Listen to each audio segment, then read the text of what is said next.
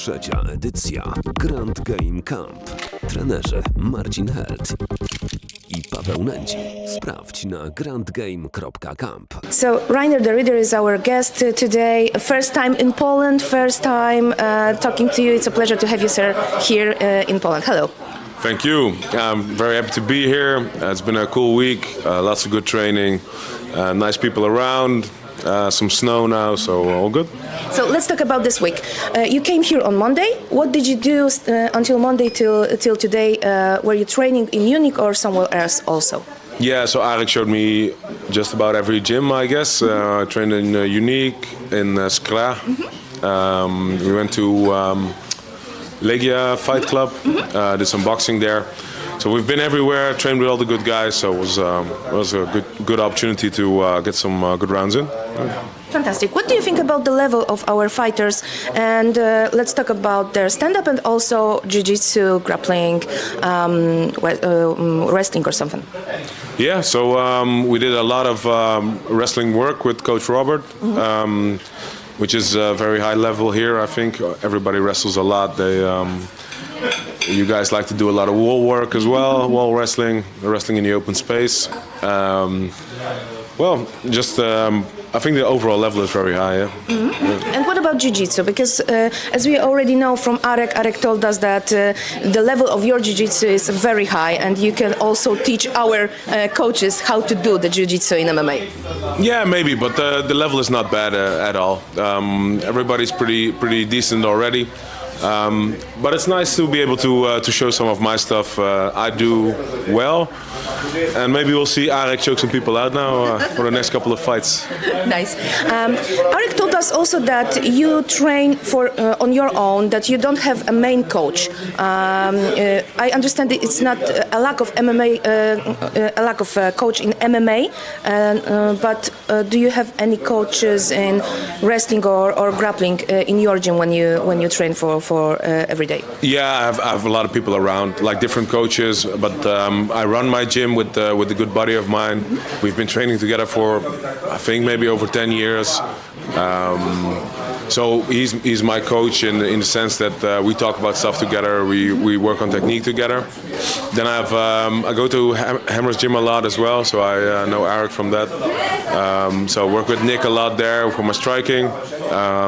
So I have a lot of people around. I have the good people around. Why don't you have a main coach? You know, you are 33, so a lot of people in your age have main coaches. They are training in one gym. Sometimes just go for a trip to America or to other countries to just spar with some other guys. But they have one coach, one gym, and that's it. Why do you do it a different way? Well, it's just, I think, how my career evolved, how everything in Holland evolved. I do a lot of work with Gegard Mousasi as well, who was close. It's an hour drive from my home. So I go there once or twice a week, do some sparring there. And like you said, I travel a lot as well. So I like to go different places. I visit Henry Hooft every once in a while in Miami. I go to Texas to train with Danaher and Gordon Ryan. So for jiu-jitsu wise, I can gain a lot of knowledge there, and then back home I try to implement it, work on it, get better. Yeah. How did you get in contact with One Championship? We know that you fight for them since 2019, and it's a couple of years. You are their double champ, and yeah, for now on you are a champion in middleweight. Now you are going to fight for another belt again. But why One Championship? When we are asking fighters all around the world, what are they dreaming of? They are always dreaming about UFC. Yeah. What's your dream? What were your dream when you were contacting with One Championship and picking them up?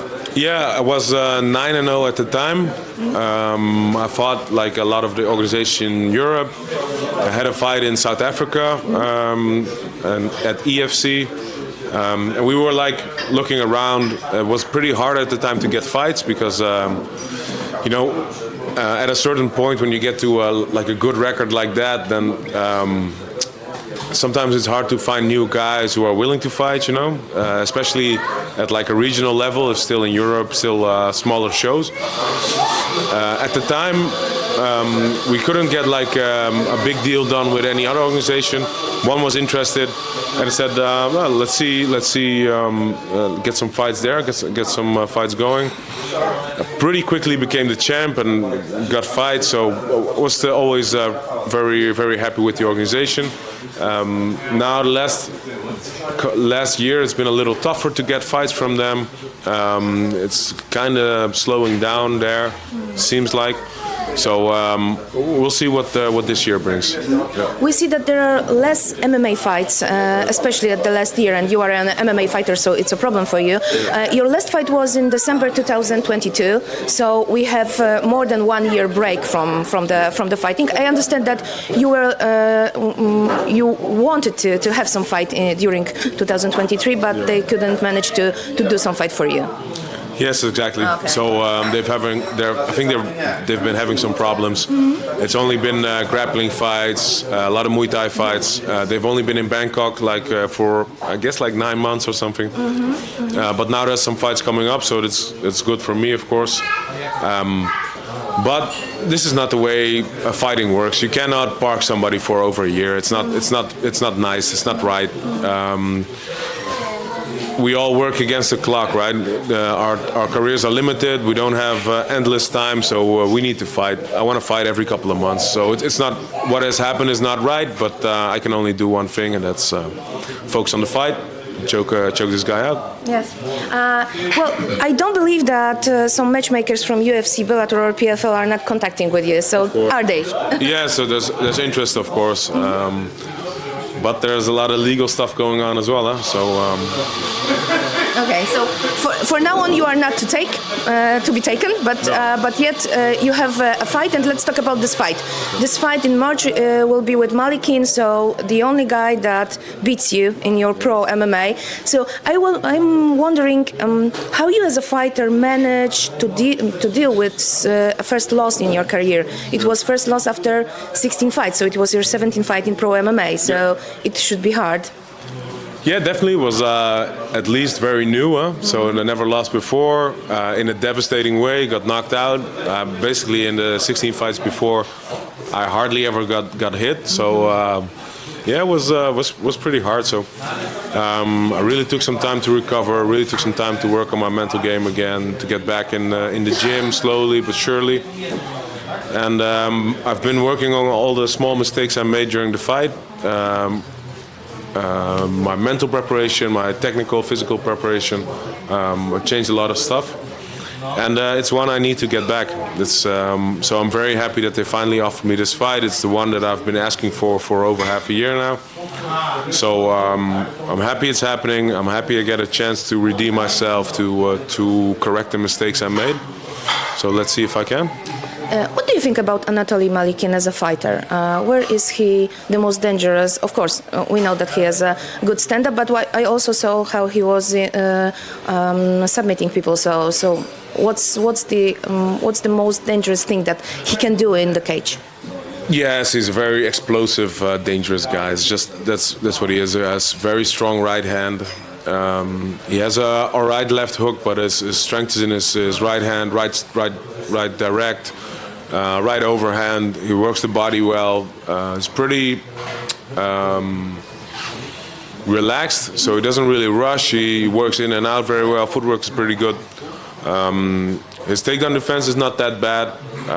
So just overall, big guy, strong guy, dangerous guy. Yeah. Mm-hmm. I saw one of your interviews from, I don't know, maybe May or June last year, and you said that you are desperate to have this fight with Malykhinem.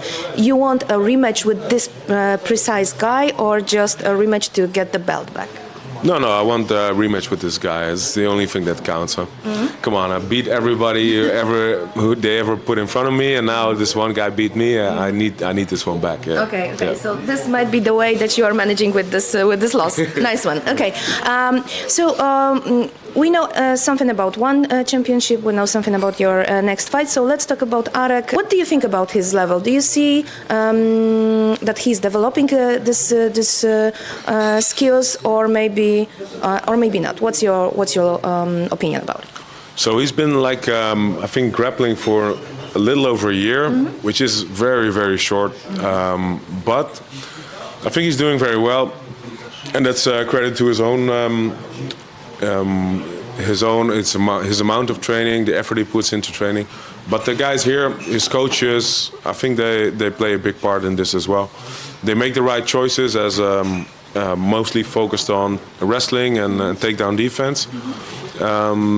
And I think if he can make the right choices in keeping top control once he sprawls on somebody, backing off at the right moment, I think he's pretty safe on the ground right now. Yeah, it's not like he gets submitted left and right.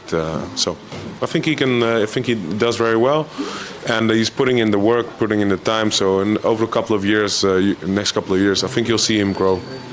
Okay, last one from me. A couple of words about KSW. You joined one championship 4 years ago, almost 4 years ago.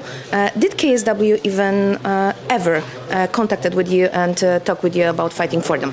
I think we've had via my management at the time we've had some discussions, but I'm not sure why it didn't happen at the time, but would have been very cool, would have been very nice. So who knows what happens in the future. Yes. Yeah. Okay, thank you very much, Reinier. It was a pleasure to talk with you. Have a great match in March. We are going to cheer for you. Thank you. Thank you. Thank you. Dzięki.